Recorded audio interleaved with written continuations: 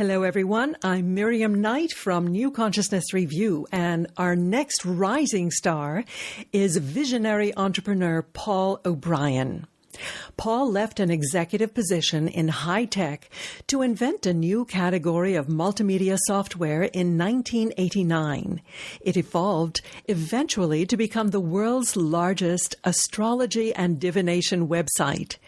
And when his company was acquired in 2007, for, I might add, a very tidy sum of money, Paul turned his energies to speaking and writing about visionary decision-making. He founded the Divination Foundation, whose website is divination.com, and on it you will also find the podcast of the Pathways radio show, which he has produced and hosted for over 30 years. Paul is the author of 3 books, including Divination, Sacred Tools for Reading the Mind of God, The Visionary I Ching, a book of changes for intuitive decision-making, and his latest book, which we're going to discuss today, called Great Decisions, Perfect Timing, Cultivating Intuitive Intelligence. Welcome, Paul. It's so lovely to reconnect with you. It's beautiful, Miriam. Thank you very much for having me. Now, Paul, you are a great advocate for the use of divination to support decision-making. What do you think divination tools are tapping into?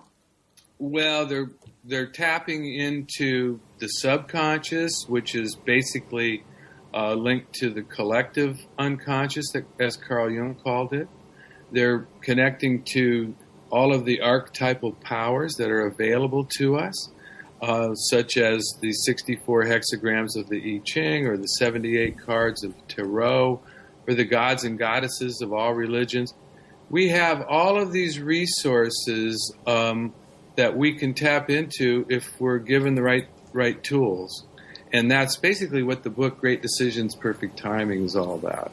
And divination is one of those tools. It's only one chapter in the book. It doesn't hinge on divination. A divination system is a set of archetypes that you operate on in order to activate the synchronicity principle. And so you basically, you cast a reading or you pick cards, and that event is a meaningful coincidence. The card that you pick represents an archetype, and all 78 archetypes are presumably inside of you, which is kind of the definition of archetypes. They're also in the collective unconscious. And so it's kind of the things that come into our dreams, and that's what Carl Jung noticed, was the dreams of people all over the world had common elements, even though their cultures and their mythologies were different. And that's how he discovered the collective unconscious. So we use divination to tap into that. You know, I'm wondering, I had a reading from a medium a few weeks ago, and this probably was the best reading I've ever had. And I was quite astounded at its accuracy. Now, what this medium did while he was doing the reading was scribble with his right hand, which he said was to get him out, to keep his left brain busy while he connected with his intuitive faculties.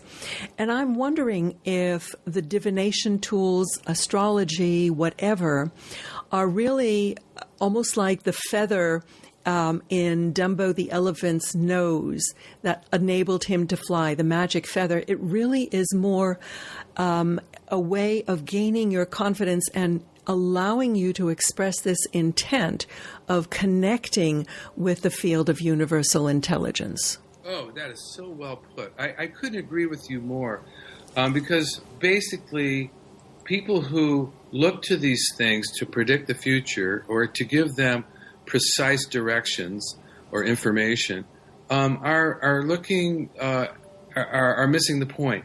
The value in an I Ching reading, which is the form of divination that I actually created the software around in 1989 and have since written my own version, a Western version of the I Ching, the Visionary I Ching, as you described. That's the one I know, and basically I say we use it to stimulate the intuition or activate the intuition around problems that logic can't handle. And there's a lot of problems in life that logic can't handle. Timing issues, relationships, office politics, the list goes on. And so I use divination when I have when I have something like that, but I don't expect it to tell me what to do or to predict the future. I'm just looking for a little bit of a nudge so that I can think outside the box of black and white thinking.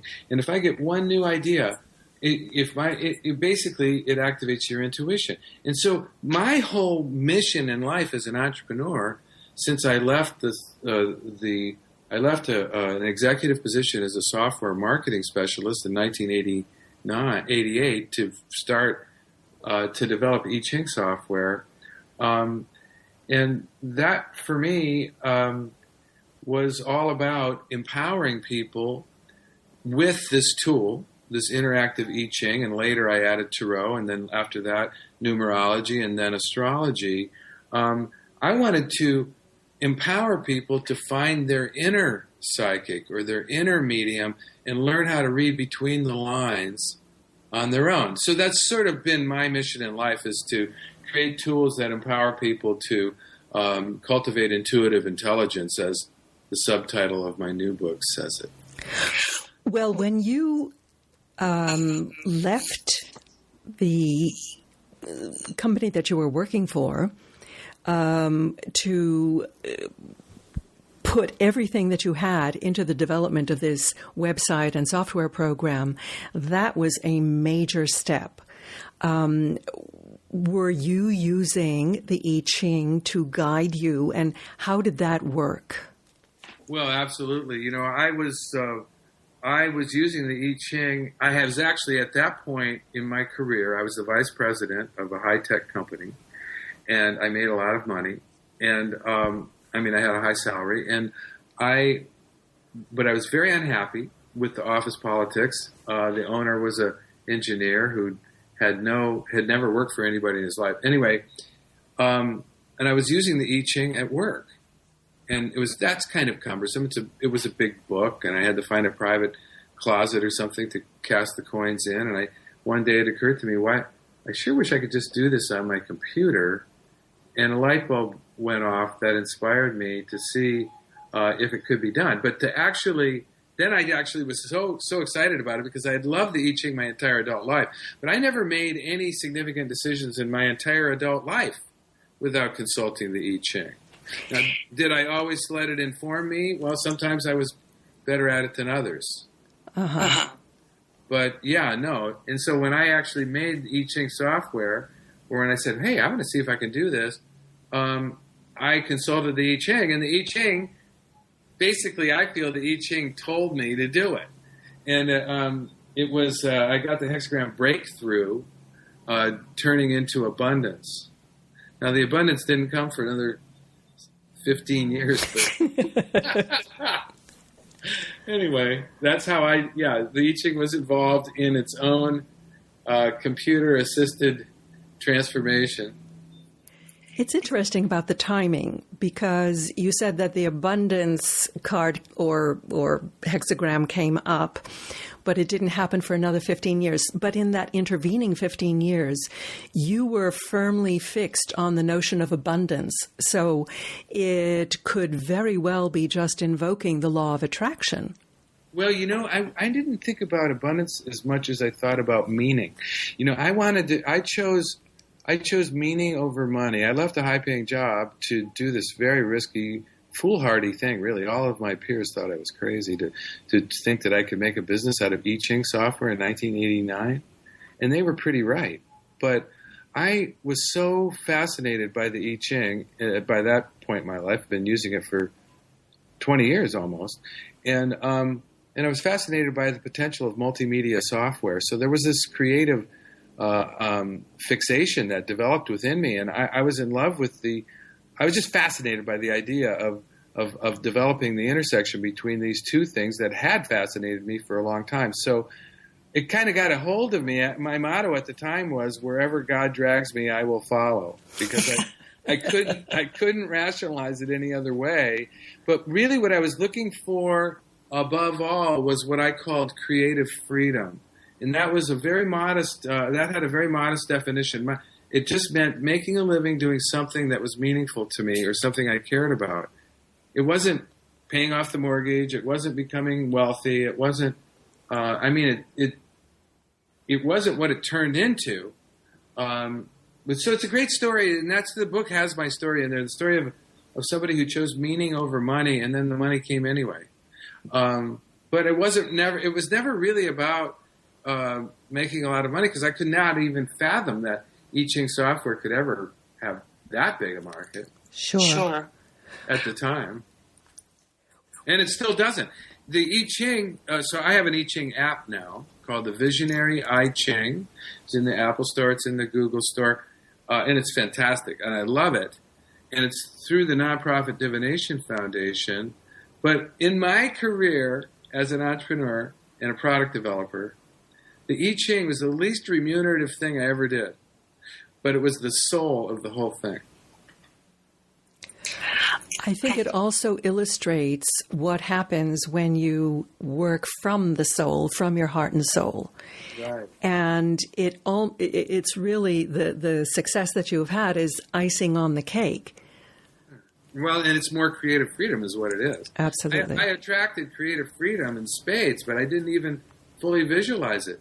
So that's kind of interesting, because usually when you hear about visualization and creative manifestation, we sort of have the assumption that we need to be able to visualize the magnificent scope of what it is, and I didn't at all. I just wanted to I just wanted to be able to support myself and my son as an entrepreneur. That's a tall enough order to begin with. I think so many people are in a similar position today, that they are in jobs that destroy their soul, and they would love to be able to earn their living doing what they love. Yeah, but you know what? I tell people, honor your day job. I actually wrote a blog about that, because even when I did this big transition, it was huge. I continued to work for that company for a couple of years as a international marketing consultant. Mm-hmm. And I tell people, I said, in the 1700s, you were not able to choose your vocation or where you lived or even who you married. And so it wasn't until the latter part of the 19th century that we had the freedom to choose any of those things, really, for the most part. And I'm talking about the wide swath of the population in England and in America. We didn't have any freedom at all. And so the freedom that we have now is incredible. And so, of course, we always want more freedom. That's human nature. I call it creative freedom because I'm creative. But we always want more than it's an expansionary, evolutionary urge for more freedom. So, yeah, it's a big dream to be able to make a living doing something you love. But I think it's pretty good karma right now. And I tell people, if you have a day job that's not like destroying your soul, that's a really good thing. And most people have a day job. Even I have a day job now. I mean, my day job is to pay my taxes and to make decisions about my investments. It doesn't take up a lot of my time, which gives me a tremendous amount of creative freedom. But nevertheless, I don't really enjoy those things. And it's just kind of the nitty-gritty. And everybody has a day job. Sure. But you also need some kind of creative outlet to get those juices flowing. Right, of course. And so artists and actors, are working in restaurants, but they have to do it on the side, and most people do. So let's get back to the subject of your book, which is visionary decision making. Presumably this relies on developing one's sense of intuition, one's connection, if you will. How can people improve their intuition, Paul? Well, in chapter 2, in the second part of the book, I have like 5 chapters that answer that question. And it involves, some of it has to do, it starts with self-knowledge and becoming aware of what fascinates you. And so I like using my story as an example I was fascinated by the I Ching, and I was fascinated by the potential of software as an interactive experiential tool. Well, people are fascinated by different things, but a lot of times people don't honor what they were fascinated by during stage one of their life, which is the student stage. So I talk about the stages of life. I talk about how to pinpoint your fascinations. In other words, how to tap into your creative side. And then I talk about how the intuition is like a tiny little antenna. I say the five senses are like huge antenna on your mind. And they're bringing in a lot of information and a lot of stray signals, a lot of noise. And you got the visual sense, you got the olfactory sense, you got the auditory sense. There's a lot of sounds and sights. And so you've got this dinky little sixth antenna. They've called it the sixth sense for 1,000 years, which is the intuition. Now, this antenna is calibrated to a very fine, subtle, quiet signal. And it's easily drowned out by the noise of the senses and all of the bombardment that we live with these days, with information streaming all in every direction. And then there's the internal clattering of the mind. So basically, the intuition is an antenna. This is my presentation of it, and it works great if there's not too much noise on the line and if there's not too much internal clattering going on. So you got to quiet yourself down. So there's these exercises in the book that are mindfulness exercises that reduce the noise so that you can have a clearer channel. And then we also talk about using dreams as a source of information that could be relative to decision making. And then there's a chapter on channeling archetypes, in particular the archetypes that are relevant to executive decision making. Because in the book I present everybody's the CEO of their own lives. And the quality of the decisions you make is directly correlated with the level of success and happiness that you're going to experience. Decision making is the master skill. This is the royal skill. And it's what we pay CEOs a fortune to do. It's their primary job. And it's what we pay politicians a lot, give them a lot of power to do on our collective behalf. This is important stuff. The decisions you make is the most important thing, highest leverage activity you do. And you'd think we'd be good at it with this power to visualize. But really, Miriam, we suck. We're either too emotional or we're over analytical. There's so many ways to do it wrong. And we're not in touch with our intuition anymore. We're out of sync with nature. So this is a book about how to get back into how to re-engage the intuition and how to use some of these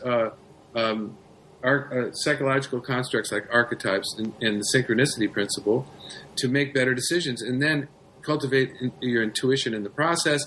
And once your intuition starts to wake up, your timing starts to get better.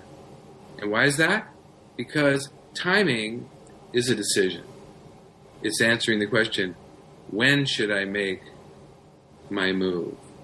The first question is, what's the best next move to make? And the second question is, and when should I pull the trigger? That's the timing question. That's 100% intuitive. So if your intuition is good, your timing is going to be better. And so that's until you get more and more in sync with perfect timing, which is what Carl Jung called synchronicity. So it's a system. The whole book is a system. It's got these moving parts. And then there's a chapter on divination, and I focus on the I Ching because that's the one I know. That's the one I've written. I was just in China, and I talked to a PhD class at China Academy of Social Sciences under the auspices of this doctor of philosophy, Taoist philosophy. It's amazing how China's opening up. And I gave this talk about my I Ching, which I wrote 25 years ago, and I have the app now. I gave it to this class of PhD students who are all doing dissertations on the I Ching, and it was amazing. They loved it. They loved that somebody in the West was honoring their tradition like that, and also that I was bringing Western psychology to bear on it and really coming up with a personal growth I Ching, which they can't do because all the I Ching scholars in China are focused on the technical accuracy and the historical accuracy, and it's all very technical and left brain. So It was fun. It was fantastic. Maybe you should tell our listeners a little bit about the Visionary I Ching program and book that you wrote. I really enjoyed your illustrated book. How you have brought it into modern times. Well, what happened was I had that vision I was telling you about this intersection between the I Ching and software. In other words, a software version of the I Ching. And then I quickly, and I did it. I hired a programmer and I made it work. And I wanted to see if it really would work, and it did. But I didn't have any text because I didn't have any rights to all of the various book versions of the I Ching that I was familiar with. I had about 20 different versions, and I've been studying it for 20 years. But so then I thought, well, you know what? I really want to write my own anyway, because I am not that happy with any of the versions, and they all have good things about them. So I basically, with the help of a Taoist writer friend of mine, wrote my own version of the I Ching, which I call the Visionary I Ching. And then I added art to it because this woman was an inspired I Ching artist who had 64 paintings already done. And she was looking for a place, she was just selling her paintings. Synchronicity. Yeah, it's amazing. So I had all of a sudden I had an illustrated I Ching, and then I made a CD-ROM out of it later, and now it's out in the form of a book. But this text what I was striving for was a version of the I Ching which goes back 3,000 years. It's fairly patriarchal because Confucius had a huge stamp on it. And Chinese culture has been extremely patriarchal for God knows how long, probably 5,000 years, or maybe 3,000. But in any case, the I Ching is pretty patriarchal. It always talks about the superior man. I wanted to have a version of the I Ching that was more universal. Well, non-sexist. Mm-hmm. There's no superior man in my version, and then I wanted it to be non-militaristic too. In the old Chinese I Ching, you've got things that says like the army marches to the southwest. Okay, well, nobody knows what that means anymore, and I don't give a damn anyway. So, because it was used by generals and the emperor, and it was used in military context. So I took all that military stuff out. And I also wanted it to be more Taoist and less Confucian. Confucianism is about, being humble and staying in your place and performing your role and doing what you're told. And whereas Taoism is much more in line with the American temperament of rugged individualism and idiosyncratic pioneers, and they have the crazy Buddha, and the Taoists are really very individualistic and very freedom oriented. So I thought that's a much better, and I'm a Taoist anyway. So that was so I wrote my own I Ching, and it's evolved over the last 25 years, and now it's an app, and I'm really proud of the app. This French developer approached me, and he was looking for an I Ching author, and that's how that happened. So you're right. When you're coming from your heart, and when you're, and when your timing keeps improving, you don't really even have to even focus on timing. Stuff just comes to you. There's so many stories in the book about how this guy calls me up and offers me the domain name tarot.com. Because he liked the way that I was doing divination software. Mm-hmm. And this woman leased me a house. I was the 100th person in line, and she asked me what I did. And I said, well, I make this quirky little software for the Macintosh. This was in 1990. And she goes, really? I have a Macintosh. What is it? And I said, it's called Synchronicity. It's an I Ching program. She goes, you're the guy who did Synchronicity? She goes, that's the only software I've ever bought in my life. I just got a Macintosh, and that's the only software I've bought. I go, you're kidding me. She goes, no. Well, I'm leasing this house to you right now. That's just, these stories are true stories, and it's happening to me to this day. I didn't go to China to meet I Ching experts. I went there for a conference, and I end up having this thing. Now I'm translating my I Ching into Chinese. It's just It's a beautiful thing. The Synchronistic Lifestyle is the title of Chapter 12 of the Great Decisions Perfect Timing book, The Synchronistic Lifestyle. When your timing starts getting good and you're in alignment with who you are and what you're supposed to be doing in the sense of creating meaning in your life, you are living, things get really magical. I've heard that so many times, but how do you make that mental switch to open yourself to viewing the synchronicities in your life or to inviting them in? You read my book. That's step one. Actually, that is the best advice I could give. Okay. And you know what? I appreciate your show and what you do. And you and I have known each other for a long time, even though not very well, but we've done interviews of each other before.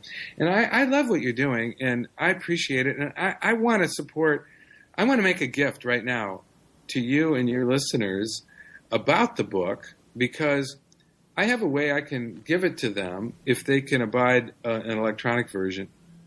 I mean, it's for sale at Amazon, and I do love reviews on Amazon, no matter how a person gets it. But if people go to Divination, I have a private page. There's no links to this.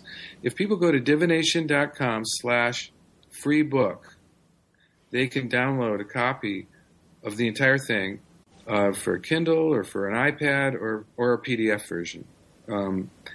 And all they have to do is sign up for our newsletter. And I'm happy to do that, Miriam. I know we did not discuss this. You didn't know I was going to do this, but I want to do it. And I've done it. It's done. Okay, so it's divination.com/free book? Exactly. All one word. Yeah. Okay. Well, I actually did that, Paul, and I had to try it out using pennies.